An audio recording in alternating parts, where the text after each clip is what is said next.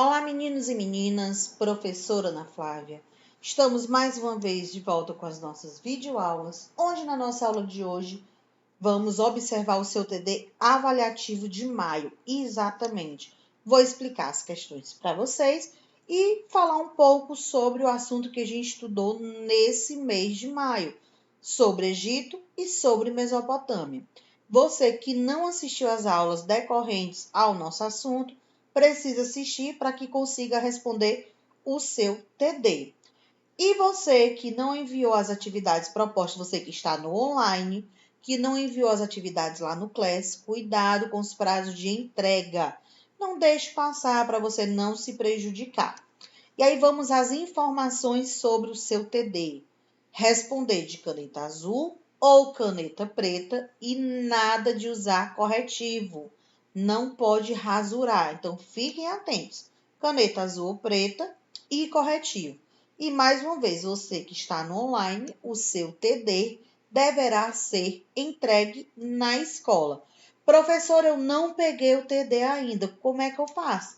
Vai lá no colégio, recebe ele, assiste novamente a nossa aula e aí você vai responder. Lembrando que, para conseguir responder, você tem que ter assistido as nossas videoaulas sobre o conteúdo do Egito e da Mesopotâmia. Então, vamos lá para as nossas questões de explicação. A primeira fala o seguinte. Vamos lá, observe. A escrita mesopotâmica era gravada em plaquetas de argila com objetos pontiagudos. Baseado nesta informação, como se chamava a escrita da Mesopotâmia? Então, nós temos item A, grega, item B, cuneiforme, item C, demótica e o item D, hieróglifa, ou seja, nós temos aí informações sobre a escrita e você tem que lembrar qual era aquela relacionada com a Mesopotâmia.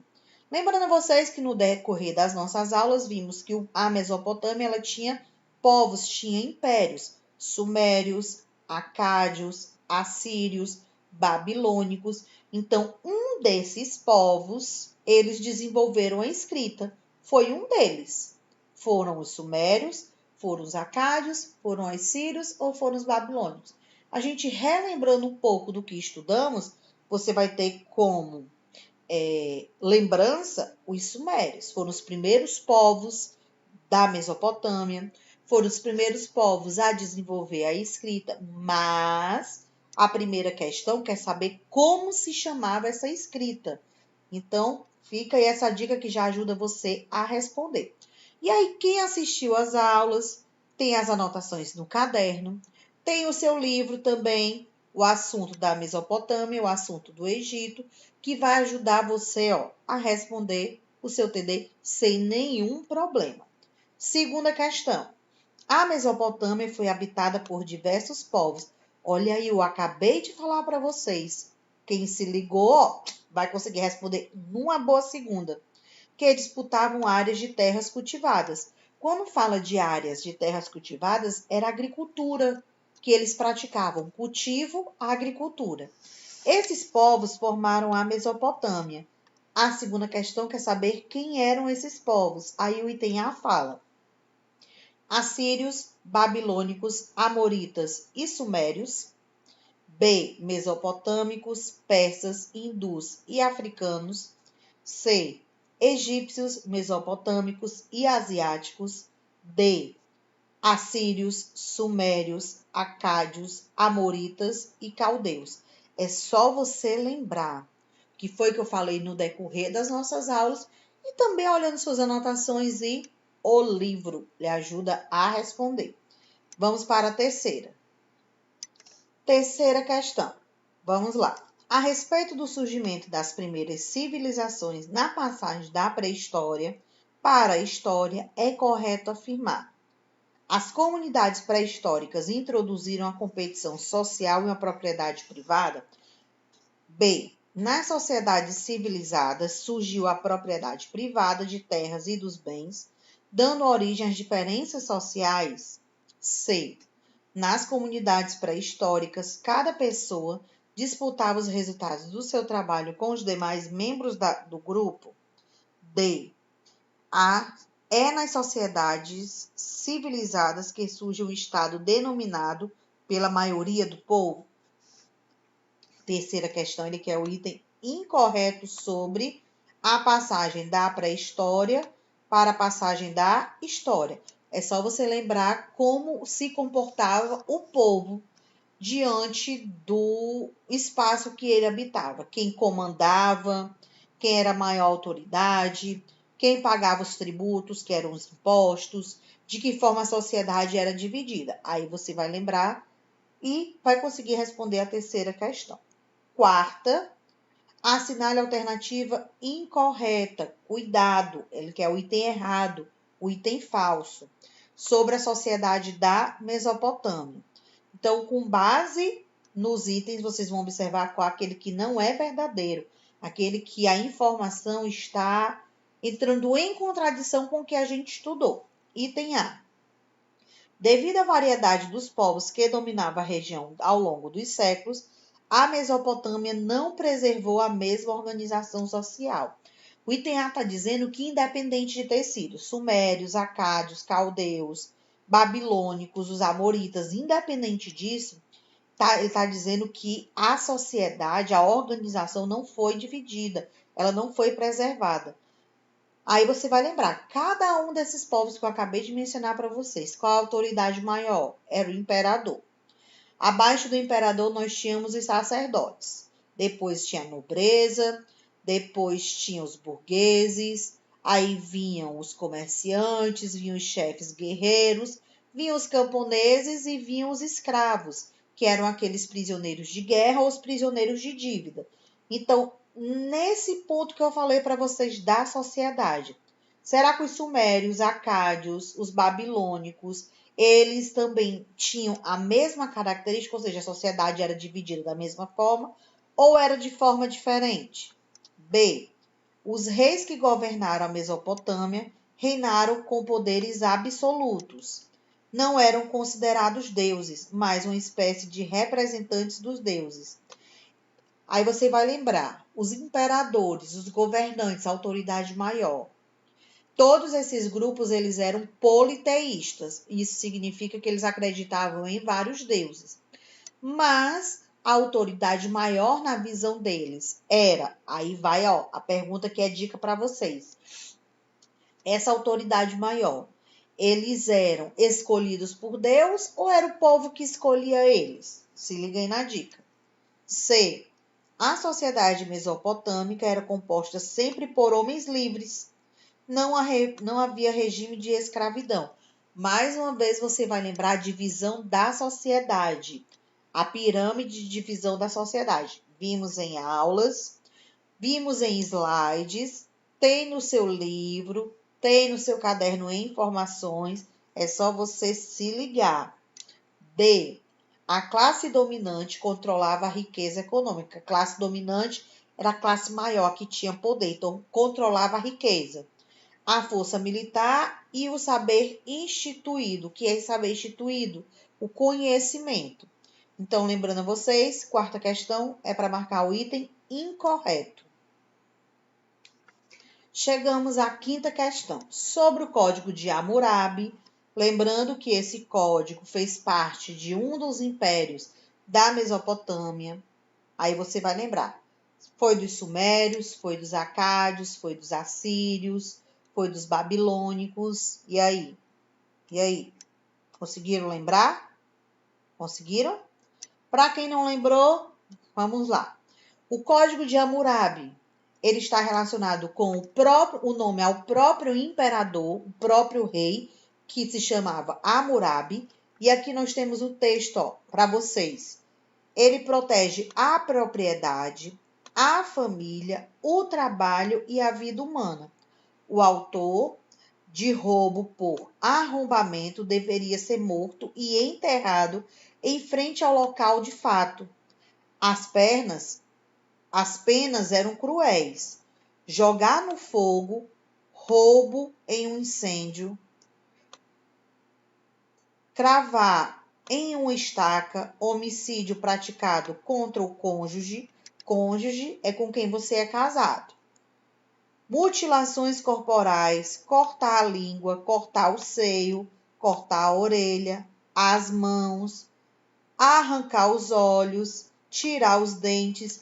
Então, o Código de Hammurabi, ele foi determinado como uma forma de punição para aquelas pessoas do seu império, que cometesse algum crime, algum ato, onde estava relacionado o seguinte princípio: olho por olho, dente por dente. O que isso queria dizer? Que se você chegasse a cometer algum crime, ou ia acontecer com você ou com algum membro da sua família. É como se você pudesse, se você realizasse esse ato com alguém, você estava dando direito do outro fazer a mesma coisa com você. E aí, no Código de Hammurabi, é exatamente essa determinação. Se você pratica algo de errado, você vai sofrer as consequências. E aqui nós temos, nesse texto que a gente acabou de ver, nós temos as especificações do que poderiam ser cometido. Olha só recapitulando.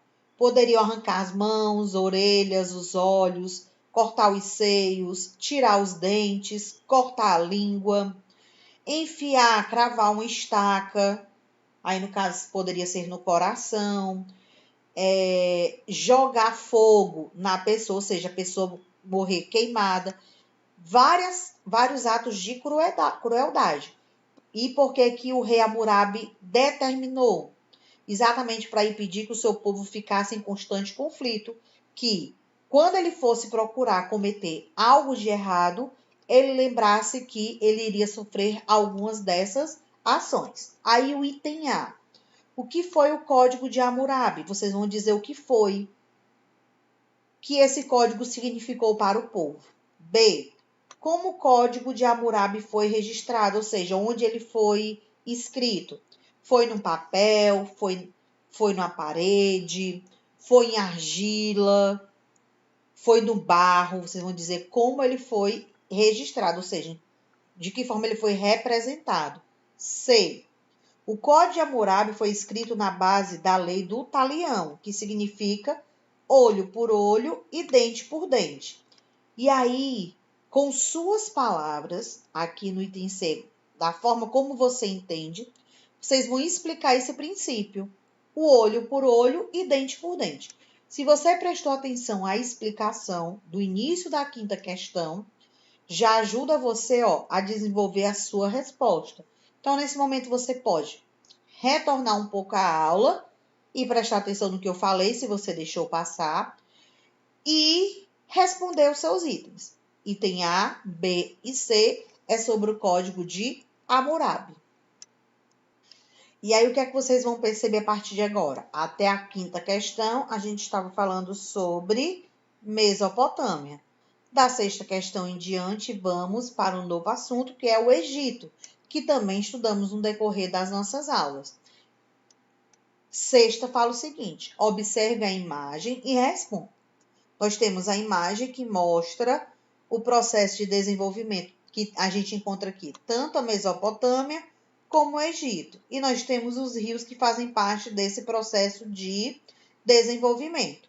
Mesopotâmia foi o rio Tigre e Eufrates, e o Egito, o rio Nilo. Item A. Por que a região destacada é chamada de crescente fértil? Ele quer saber por que essa região aqui é chamada por esse nome. É só você lembrar. Fértil está relacionado com crescimento, está relacionado com produção.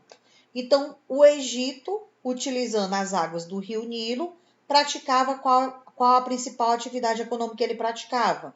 Era agricultura ou era pecuária? Se ele praticava agricultura, para realizar o cultivo, ele utilizava as águas do rio. Mas aí você tem que lembrar também o seguinte, de acordo com o que a professora falou, no período do Egito, na época dos faraós, no período de cheias, era onde eles trabalhavam mais, colocava para o desenvolvimento, para a ampliação, construção de obras. E aí, no período de seca, que era o tempo que não chovia e que as águas do rio Nilo baixavam, eles não praticavam essas obras. Então, as obras só eram realizadas no período de cheia. A atividade agrícola era realizada nesse período com relação à construção de canais. E aí, quando chegava no período de seca, a terra, que havia ficado muito tempo alagada, as águas do rio começam a descer, começa a secar, recuar, a terra vai aparecer, o solo está fértil, o solo está com uma grande produção de humus, e ali eles vão praticar o cultivo, a plantação, porque naquele momento a terra está o quê? Propícia para esse desenvolvimento. Ela está com nutrientes. Olha aí, se liga no que eu falei, que ajuda você a desenvolver sua resposta do item A. B. O crescimento fértil é banhado por quais rios? A sexta questão, como apresenta a Mesopotâmia e o Egito, então ele quer saber quais são os rios que banham a Mesopotâmia e os rios que banham o Egito. Falei no comecinho da sexta questão. Só você que não se ligou, retorna um pouco a aula que você vai prestar atenção novamente e vai ter eu falando lá. Lembrando que Mesopotâmia são 2 rios e o Egito, 1 rio. Sétima questão. Qual a importância dos rios para a civilização da Mesopotâmia e Egito? Por que esses rios são importantes para o desenvolvimento do povo da Mesopotâmia e para o desenvolvimento do povo do Egito? Só se ligar. Oitava, sobre a religião do Egito é falso. Então, vocês vão marcar o item incorreto. A. Os egípcios acreditavam na vida após a morte e, por isso, desenvolveram a técnica de mumificação. Vamos recordar, no desenvolvimento das nossas aulas, vimos que os egípcios, eles, no processo de mumificação, eles realizavam um ritual, onde esse ritual eles tiravam as partes internas, os órgãos internos dos entes, colocavam a salmoura, deixava passar alguns dias, depois eles passavam um óleo sobre o corpo. Naquele momento colocava-se dentro dos caixões, vamos dizer assim, né? Porque eu não posso dizer tudo específico para vocês, porque aí eu vou estar dizendo resposta. Colocavam objetos relacionados com aquelas pessoas e eram levados para os templos, que eram as pirâmides. Então, era o processo de mumificação. E também recordando, não era qualquer pessoa que passava por esse processo. Quem passava por esse processo? Lembre-se, era a alta camada ou era a baixa camada? Ou seja, era o faraó e os membros da sua família, ou era qualquer povo, os camponeses, os chefes guerreiros, quem estava relacionado com esse processo de mumificação? Só você lembrar. B.